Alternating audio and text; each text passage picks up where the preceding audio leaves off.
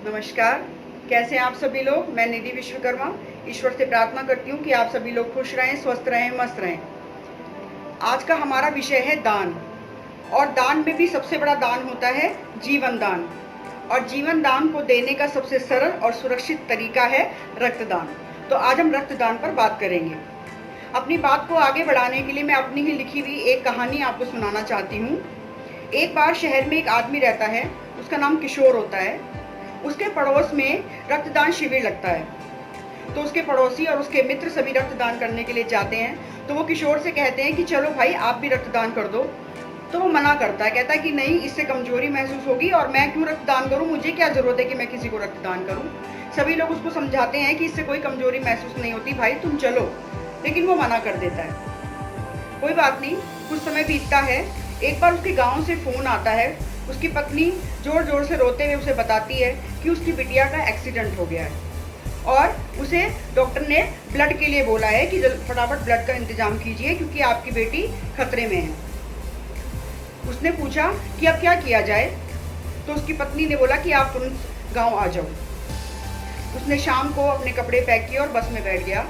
बस में बैठे बैठे वो पूरे रास्ते यही सोचता रहा कि आखिर किस प्रकार मैं ब्लड का इंतजाम करूंगा, और ईश्वर से प्रार्थना करता रहा कि मेरी बेटी सुरक्षित रहे, मेरी बेटी को सही कर दीजिए, मेरी बेटी को स्वस्थ कर दीजिए।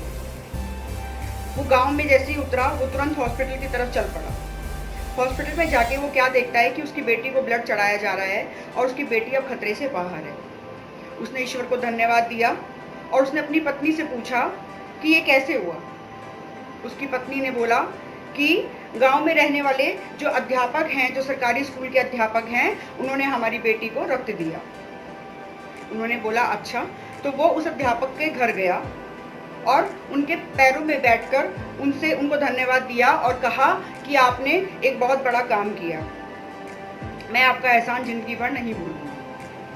तब उस अध्यापक ने उनको अपने पास बिठाया, किशोर को, और बोला कि तुम्हें लगता है कि मैं कहीं से कमज़ोर महसूस हो रहा है मुझे, या मैं कहीं से तुम्हें परेशान दिखाई दे रहा हूँ। अरे भाई, मैंने गांव में कितनी बार रक्तदान शिविर लगाने की कोशिश की, बहुत से लोगों को जागरूक किया, बहुत से लोगों को समझाया, पर लोग नहीं मानते। हमारे यहाँ भ्रांतियाँ इतनी मजबूत तरीके से फैली हुई हैं कि लोग समझने को तैयार नहीं होते। अब तुम खुद सोचो कि अगर तुम्हारी बेटी को समय पर रक्त नहीं मिला होता तो आज क्या स्थिति होती। किशोर को आत्मग्लानि हुई, उसे महसूस हुआ कि हाँ, उसने गलत किया।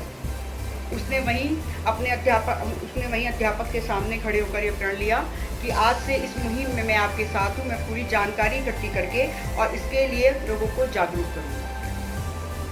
तो कई बार जीवन में ऐसा भी होता है कि हम जिस चीज़ से भाग रहे होते हैं, जिस चीज़ से बच रहे होते हैं, वही सबसे बड़ी ज़रूरत बन के हमारे सामने खड़ी हो जाती है। आप जानते हैं कि सबसे ज़्यादा कम जो ब्लड डोनेशन होता है वो हमारी इंडिया में होता है, हमारे भारत देश में होता है। अगर हमारे भारत देश के 2% लोग भी रक्तदान करें तो शायद रक्त की कमी से किसी की भी जान ना जाए। हमारे यहाँ बहुत सारी भ्रांतियाँ फैली हुई हैं, जैसे कि हमें रक्तदान करने से कमजोरी आ जाएगी, या हमें रक्तदान करने से इन्फेक्शन हो जाएगा, या हमें दर्द होगा।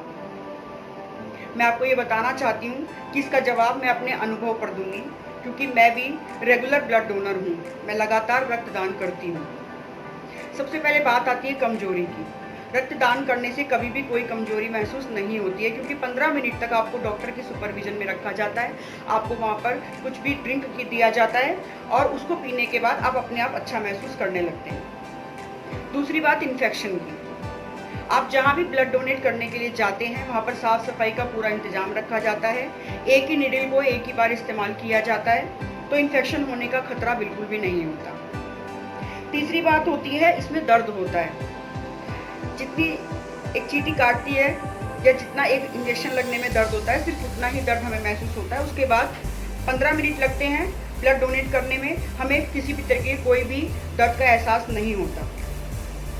अब हम बात करते हैं रक्तदान करने के फायदे।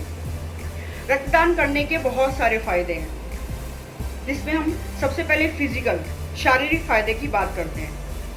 आप जानते हैं कि जब हम रक्तदान करने के लिए जाते हैं तो हमारे बहुत सारे टेस्ट होते हैं, जैसे कि हमारा हीमोग्लोबिन, हमारा ब्लड प्रेशर, जैसे कि हमारा HIV टेस्ट, ये सब फ्री ऑफ कॉस्ट होते हैं। हमारी ब्लड शुगर, जिससे कि हमें लगातार पता लगता रहता है कि हमारी इस समय हमारी शारीरिक अवस्था किस प्रकार की है। कोई भी बीमारी अगर शुरुआत में है तो उसके बारे में हमें पता चल जाता है। दूसरी बात, आपके टेस्ट फ्री होते हैं। दूसरी बात, हमारा नया खून बनता है, हमारी नई रक्त कोशिकाएं बनती हैं, जिससे हमारे अंदर एक नई ऊर्जा आती है। हमारे शरीर में 5 से 6 लीटर ब्लड होता है, जिसमें सिर्फ 300 ml ब्लड हम डोनेट करते हैं, जिसकी भरपाई हमारे अंदर 24 घंटे के अंदर हो जाती है। हमें इससे कैंसर जैसी बीमारी से का होने का खतरा बहुत दूर हो जाता है। चौथी बात, हमें हार्ट अटैक होने की संभावनाएं बहुत कम हो जाती है, क्योंकि ब्लड डोनेट करने के बाद हमारा ब्लड पतला हो जाता है। तो ये तो हुए हमारे शारीरिक फायदे। इससे हमारे मानसिक और आध्यात्मिक फायदे भी बहुत हैं, उसके बारे में मैं आपको बताती हूँ। देखिए, जब भी हम कोई दान करते हैं तो हमें दुआ मिलती है, और उस दान को ईश्वर भी देखते हैं। और आप जानते हैं कि हम जो भी कर्म करते हैं, अच्छा या बुरा, वो घूम कर हमारे पास वापस आता है। तो दान करना बहुत बड़ी बात है, और उसमें भी रक्तदान करना एक बहुत बड़ी बात है, क्योंकि उससे हम एक नहीं 4 जिंदगी बचा सकते हैं। क्या आप जानते हैं, आपके एक बार के रक्तदान करने से आप 4 जिंदगी बचा सकते हैं। तो कृपया रक्तदान कीजिए, क्योंकि ब्लड का कोई भी विकल्प नहीं है। आप अपना रक्तदान करके किसी की जान बचा सकते हैं। तो प्लीज़ आप रक्तदान कीजिए। ये मैं अपने अनुभव पर कह रही हूँ कि इसमें कोई असुविधा नहीं होती।